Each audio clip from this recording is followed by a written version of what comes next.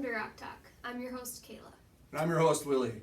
On today's episode, we have one of the owners and the director of sales and marketing going to be talking about his aspects on sales. Don Calhoun. Welcome. It's good to see you too. Thank you. Nice to see you. Well, today we are going to cover the first part of the sales equation, what I call stage one, which is opening and greeting. So, it is literally what you're going to do when you first meet anybody in a sales situation. Okay, so let's start when a family first walks in your door. Mm-hmm. What do you recommend and don't recommend? How would you handle the situation right when they walk in the door? Well, I think there's going to be three key points that everybody has to kind of keep in mind, and so hopefully you can follow me. One is what I call an invitation. Number two is welcoming or hospitality. And the third, I'm going to call take your temperature. So those three components under each one of those is going to have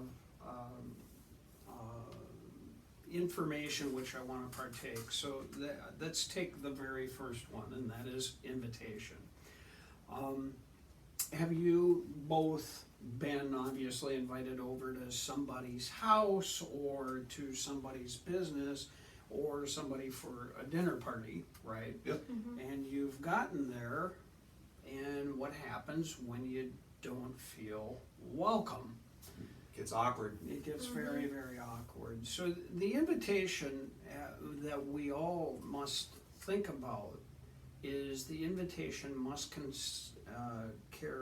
carry sincerity, a sense of, I really do want to see you. I really want to do business with you.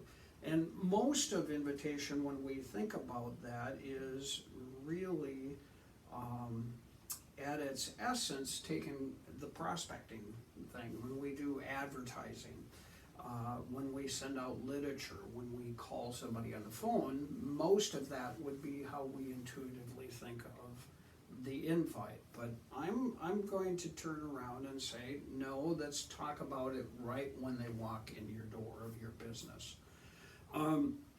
So we have some different things that we do. We have visual, Right. we have auditory, and we have kinesthetic. Mm-hmm.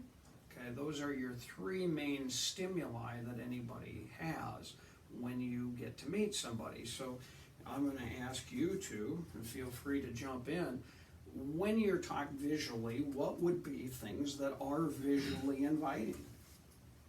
Having an open posture, not closing your arms or, make them feel welcome. Say, hey, welcome, how can I help you? Be Right. open. Yeah. Right, absolutely. Posture, I think, is huge, me personally. And actually, you just shared a video with me the other day, which I think we're going to post on Rock Talk to share with all you guys, and it is about posture and how you put off kind of a vibe, either negative or positive, which is huge category for the visual aspect. Yeah, and Kayla was so right, so absolutely right when you talk about posture. And it's called, a power stance. If a person is closed in and reserved, they don't realize they're coming from a position of weakness, feeling closed, vulnerable, and you go, well, come on. No, your brain automatically triggers that. You automatically can tell if somebody's inviting to you because they're going to have a very much open posture. And so visually, the other way you're going to do that is how? Eye contact. Eye contact, absolutely. Excitement, a smile, just a simple greeting of those types of things are very visual. But you walk into businesses all the time, we all do, and one of the biggest turn-offs that you would have in a business would be what? They don't make eye contact, they just kind of turn their back to you, don't even recognize that you're there. That's a huge turn-off, especially, you walk in and they just turn around and keep on with their Or they greet the person who walked in before or after you, but not you. Oh, yep. Yep. Or they're busy doing whatever they wanna do. You know, for me, when I walk into a place that looks like a crap hole, everything's a mess. Nothing's organized. It immediately tells me the business is not organized. It's not presentable. Right. So, you know, I talk about visually just, for goodness sakes, rent a vacuum cleaner, rent a, you know, whatever, just simply clean up yourself. So again, these are taking a long time to talk about visual, but they're extremely important. I believe, like Kayla, that visually, within about 30 seconds, we decide whether or not we like somebody. We decide whether or not we want to do business with somebody, or if we even want to continue the conversation. And so your brain is cataloging everything from the time you were born up until your present age of every experience you have subconsciously, and it's processing it. And it's teaching you right away your gut. Do I like this person? Do I not like this person? Do I trust this person? Do I not trust this person? So whether we're going to Hilton Motels or the Westin and greet, or we're going down to the movie theater or even the gas station, we can tell, you know, do these people really even care? So again, visually caring. Auditorily, now when we talk about hearing, what is some key ingredients auditory that you would want to either do or not do? Well, you can tell if someone actually cares just by the sound of their voice, even if you're in the door, if they really care to help you, you know what I mean?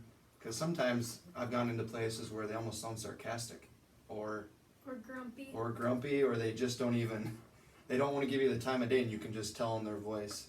So what is the tone that tells people they're grumpy? Or a mutter, I would prescribe it as. A mutter, underneath the breath mutter. Oh, good morning. Good morning. A mutter. Yep. Okay. So clarity of speech is good. What about you, Kayla? Just being upbeat in your tone, and for me, for my voice personally, I think when I talk slightly higher pitch, you know, again, clarity, my voice is more clear when I talk in this kind of tone versus, hey Willie, good morning, you know, right. Yeah, and I also sound more excited and ready to help you, and like I want to help you. So I can't help but think of Eeyore. Absolutely. Yeah. You know, Eeyore is sad Yeah. and depressed, and then there's Tigger. Woo-hoo! Yeah. You know, and we deal with such a weird clientele, and I shouldn't say weird, but a sensitive clientele, an emotional clientele. We most likely have experienced a death, a loss. And so you can't come across as Right. yes, but you also can't come across as maudlin and morose. Right. You know, and I think that's the hard part. You know, often when we think of the stereotypical funeral director, it's, oh, so sorry for your loss. It carries no sense of real compassion and empathy, and so it gets contrived. So the biggest thing that I would probably instruct anybody is to thy own self be true. You have to learn to speak an authentic language, clearly, concisely, Right. and a genuine interest people. If you don't love people, yeah, I would suggest sales is not your key aspect of life. Yeah, and again, I hate the word salespeople because I want you folks out there to think of counselor, teacher, advisor, someone as a trusted friend that you're coming in, not sales person. Yes, we have to close an actual sale. We have to provide satisfaction. That's the monetary exchange of value. Yes, we need sales, but I don't think of it that way. Think of it as completing a life assessment, going with people and doing a good job of providing something of value, a story that matters for their life. finally, we get to kinesthetic. Now, for a woman, this is going to be a really touchy subject. You get that? Kinesthetic is touch and feel. When Yep. is it appropriate? When is it not appropriate? It's gonna depend on the situation and the person. Using the two of us, for example, you are very open, you're very huggy, touchy-feely.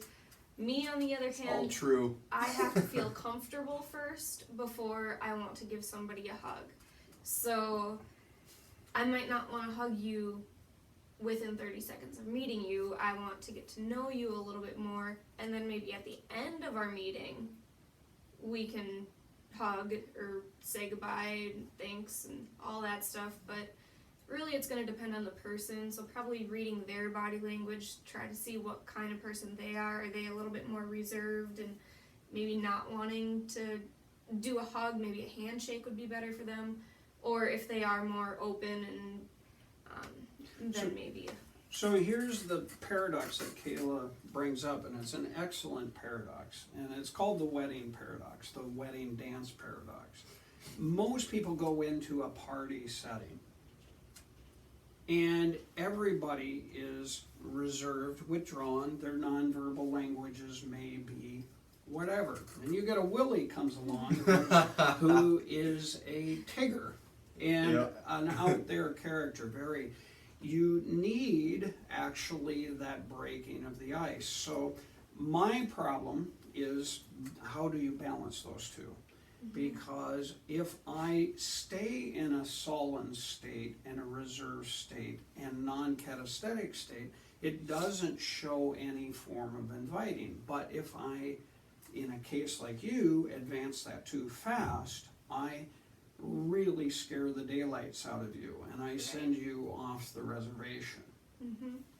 Personally, your personality is such that I would be offensive to you almost right away. But your type of personality is somewhere where our relationship then over time gets corrected because we actually learn that we're fine with each other. Right. Can I interrupt? Actually, I think if you go both ways as the consumer and the consultant or counselor, you also have to pick up on the visuals and Yeah. everything. And you can obviously visually see if someone isn't a huggable type, Yes. which leads to the kinesthetics of why would you give someone a hug when you can visually see that it's going to be an awkward hug, right? Yeah, Mhm. and that's the That's- dance. That that's is okay. the hard thing for us to pick up, Okay. and especially people who are outgoing know that it's a requirement to be outgoing in order to engage people. Right. So we have a propensity to be overly. Yeah, I've definitely been in awkward hugs before. Yeah, and so you have to remember when you come along with a Kayla type personality that you just have to know, oh, this is a time that I have to. She's a calm it down. bubble. She likes the bubble. Very those are very kinesthetic things, by the way, because as I come in, I can see your body go back, I can see your head go back. Those are all clues to tell that we're not meeting. So, you know, as a guy to a girl, oftentimes it will just be a handshake out, a little tight, light pat on the shoulder. Right. It just be a genuine smile. It is always acceptable. The hugger thing, I definitely do, but I only do it more at the end, like you said, but that's based on emotional connections. Right. Yep. But Which you'll read upon once Yeah. you. So again, to review the whole invitation thing, which seems like an awful lot that we've talked about here this morning, is really just an element of sincerity, a genuine interest in people, a genuine caring of people, and they're going to interpret you the three ways. They're visually, auditorially, and kinesthetically. And so just pay attention to that. Study body languages and some of those things. Now, once they're in the business, I go to the next stage, which is basically that hospitality or invite. Okay. Okay? When I think of that, that is going over to your friend's house, and it is being invited for dinner, and what would be the one thing that they could do to make you feel welcome? Talk to you when you get there. Talk to you when you get there, okay? That And then- may mean, actually coming and talk to you. Quit the stove, quit the other stuff, Biggest thing right? for me is like when I go over to a buddy's house or a friend's house and they're like, can I get you anything to drink? Whether it be a glass of water, a bottle of beer. You Yes. instantly feel welcome. So I have a famous story. I went to see one of my best friends that lived in Iowa. We'd spent 5 hours in a car driving. And literally, when we first get in the house, they never ask, hey, do you need to use the bathroom? Would you like a drink? Would you like a water? So we sat there with another couple that went down there, and we literally felt so unwelcome, so uncomfortable. First of all, we had to go to the bathroom, but we didn't want to say, hey, is it okay to use your bathroom? And it felt awkward. It just, the whole situation was. So the lesson here is we don't know when somebody comes into our business, where they came from. We don't have their mind map. But the very first thing to do is say, hey, would you like a cup of coffee? Would you like a pop? Would you like water? The second thing is, would you need to use the facilities? If, just make yourself at home and comfortable. So now we're going to go down the visual, auditory, and kinesthetic thing again on welcoming. So visually, again, now they're in there, what is those visual things that would be helpful for you? Now that they're in there, Mm-hmm. probably the way you appear. Like obviously I need a haircut. Which is a really odd thing, because when we talk about appearance, whoa, our brain catalogs and judges people instantly. Oh yeah. Okay, think of a goth person, think of a hoity-toity person. I use all these terms, but if somebody came in and you walked in and they were in a suit and tie, you might go, For me personally, I feel uncomfortable then if I'm, dressed in a shirt and jeans and I walk into a place and it's a guy in a suit and tie. I instantly feel like they're trying to sell to me, okay, and I don't like being sold to. Still, it almost looks like a car salesman to you. Right. Like you're in a car Yep. lot. Right. so you want them in the Megadeth But No. ACDC? On top of that, though, that's Kayla and my era. We were born late '80s. I think the generations as we get older, I guess I can't speak for them, but that's how it was. Right. Majority back then, if you weren't in a suit and tie, you were a schmuck, and they didn't want to deal with you. That's the way wow, that was blunt. But that's just the way I perceive it as. Like, I remember when my grandfather was still alive, if he wasn't dressed up, he didn't put the time in to meet with him. That's the way I took it as, I guess. Yeah. And where as we get generations, as we're getting younger, well, I feel like I'm getting old, but younger, we're like the more casual, jeans, be comfortable, be yourself, all that jazz. But when I think of all this, everyone hates profiling, and I think everyone even hates the word profiling, but you tend to do it, and it's just a matter of life that you're going to profile someone on appearance. I would go so far to say you tend to do it. I would say everybody actually does it. When you the term prejudice comes in the term prejudge. I'm going to prejudge a situation. And people say they're not prejudiced, and I say, holy crap, that's the biggest line of crap I've ever heard. People are inherently prejudiced, which means they're prejudging a situation. And my generation, I go back to my dad being, you speak of that, Willie, in 1920 was born. And you lived through the World War era, and in their day, they absolutely wore a suit. A suit was a sign of respect to who you were talking to.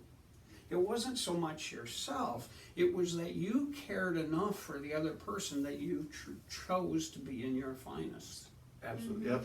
your car was clean, your business was clean, and I remember my dad used to drive these big, huge cars. That was a sign of, show me that you are a respectable company and that you are worthy of business. The last thing you want to do is go in a clunker up to the door. So again, getting back to this whole hospitality thing, a conference room is much better than a desk. A round table, a leather chair, softer textures are much better than wooden ones. Lighting, ambient lighting that's good and clean. Kayla here is a phenomenal person when it comes to the visual arts. Decor and you know the warminess of it and color things. You know, and she's done wonderful jobs with her home and even here within the work, within tones, and it immediately makes you feel good. There's colors can say a lot. You want colors that are a bit more muted, understated, neutral. It just makes you feel more welcome. But at the same time, you also want another color that's a little bit richer, that's going to pop, so that you have a little bit of visual interest going on throughout a room. So really, the colors you choose are going to make people feel welcome or not. And then, you know, that kind of goes for dress. And dress is something weird. You know, my generation never had earrings.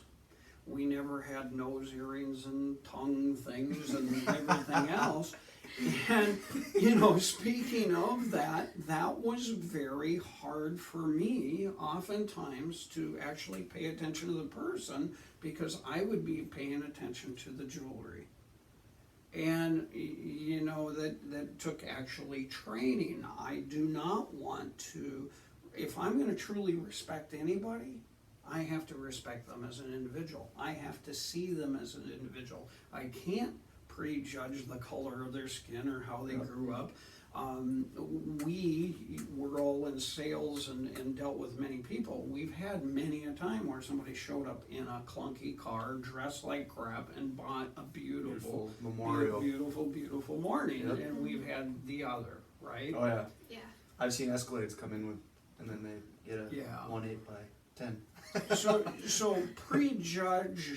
prejudice is a normal trait. What we have to in sales is learn to be smarter than that. We're going to take it, we're going to learn from it, but we also can't judge a book by its cover.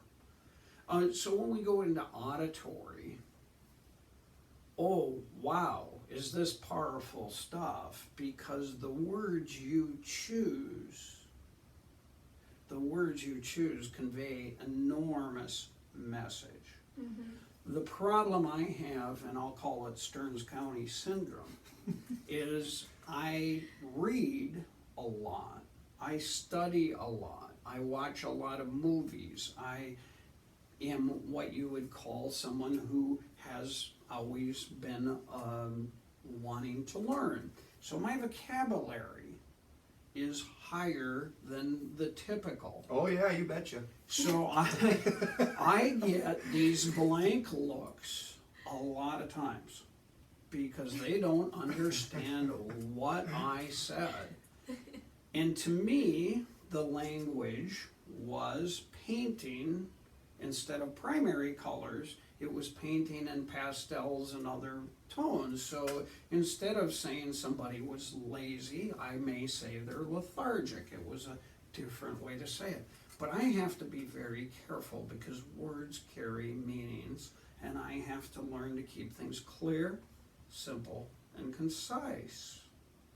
But depending upon the audience, depends upon how that I'm going to phrase that.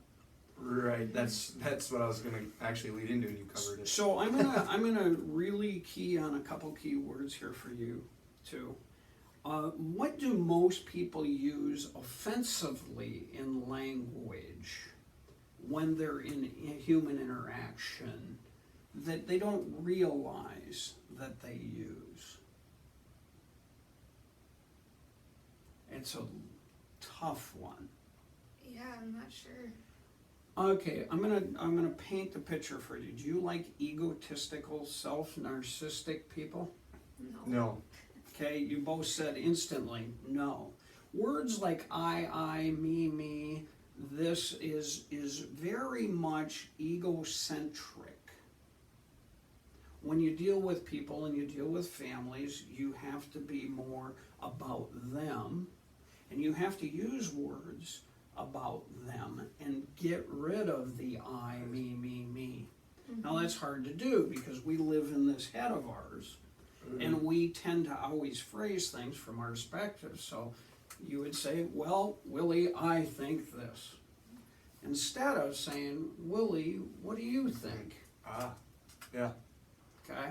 So when I tease you with that I, me thing, you instantly grabbed onto, oh, I hate a person that's all about themselves. Right. We all do. Right. That's pretty universal. So again, how do you become more likable, more interesting auditorily?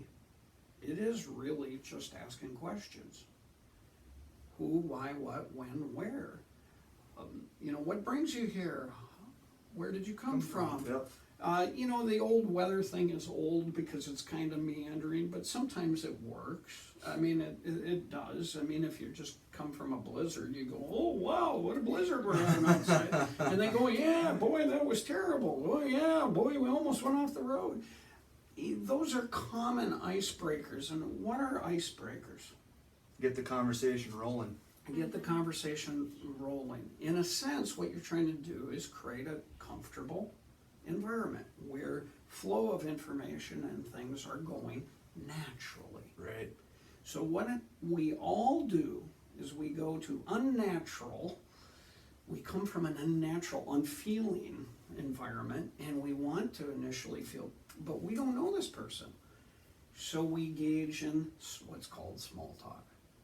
So small talk is okay, but it should be directed at the people that you're talking to. Okay? And those type of things. So finally, kinesthetic. I find that this one is really stupidly simple, but can you think of any kinesthetics with a hot cup of coffee? Well, it's just gonna be, it's nice to be offered something to drink in the first place. It's something to hold. It'll warm your hands up, make you feel more welcome. It'll get the smell into the air too, which makes you feel invited and welcome. So Yeah, just this, you talk about the smell of the place. I burn a candle a lot of times in the office. Why? Because I want a good scent. I was born with an ungodly big schnoz, and I have an acute sense of smell. I smell instantly. And I may be weird or odd to admit that to you, but I notice body odor really easy. Somebody has too much aftershave, somebody has too much Why'd you perfume. point to her? because I have aftershave on. So, no, you don't. So when it comes to sales materials, simply handing somebody sales materials physical thing. is a good thing. Somehow when you go to show somebody something to handle is a good thing. So again, going back to Kayla's brilliant point earlier, and I don't know if she did it, open non-gestures are much better than closed. When I'm going to go show somebody a price book, I do not go like this. That would be a no-no. Why? It's only being shown to you. It's only shown to you. It tells me that you got something up your sleeve. You're working against me. When you do a price book like this and you show it directed to the family, Right. and you say, okay, we have a 3-foot monument here, and you see the different price columns, you see the different things. Now the nonverbal communication is one of trust and openness. One thing with that I see people do a lot, instead of opening the book and showing it to the family so they can see it, they still have it open, but they have it so the pages facing themselves. Right. That doesn't help the family who's trying to look at the book. You need to show it so they can read it upside right. Again, that's an I or me approach, because we get that. I think the hardest thing for salespeople is rejection. Oh yeah. I think That's pretty much for everybody, that's- no matter if it's sales or not. So no one wants to be rejected. So Ever. one of the problems with rejection is we get so focused in how we're coming off. You know, you watch these famous shows like The Voice, okay? And you can instantly see when they're singing on stage whether they're comfortable. If they're uncomfortable, it becomes apparent in both their vocal tone and their appearance and those whole things. And they deliver a horrible performance. The point is the more you focus on yourself, the more self-apparent you will actually be, and the more your behaviors will be noticeably bad to who you're dealing with. So in a sense, it's this weird paradox of I can't really care how I come off. I have to be to thy own self be true. I have to be a friend of myself enough that I like myself. But this isn't about me, it's about the consumer. It's Right. about the family we're dealing with. So when we go through these first two, invite and hospitality, the next thing that we get to is what I call take the temperature. Take the temperature is I need to assess where the consumer is right up front. And how is a good way to do that? Ask if they know kind of what they're interested in, if they've been looking, if they have an idea of what they want. Yeah, usually who's it for is one of the big things. Who's it for? And then where's it going?